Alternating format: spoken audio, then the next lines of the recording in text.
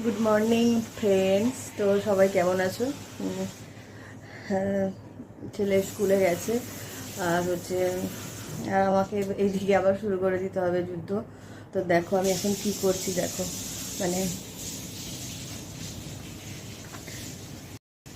ওই দিন আলমারিটা ওয়ার্ড্রপটা গুছিয়েছিলাম, আবার এলোমেলো হয়ে গেছে। আমি জানি আমি আবার আজকে গোছাবো, আবার 3-4 দিন পর এলোমেলো হয়ে যাবে। তো দেখো আবার সমস্ত কিছু রাখছি, ভাঁজ করে করে রাখছি। দেখো সমস্ত টানা হয়ে গেছে, একমাত্র এই তাকটাই ভালো আছে, আর সব এলোমেলো হয়ে গেছে। ছেলেকে যেহেতু স্কুলে পাঠিয়ে দিচ্ছি, তাই ভাবলাম এই দিকটা একটু করে নিই। ছেলে এসে গেলে তো করাই যাবে না এগুলো, কোনো কাজই করা যাবে না, ওর পেছনেই টাইম দিতে হবে।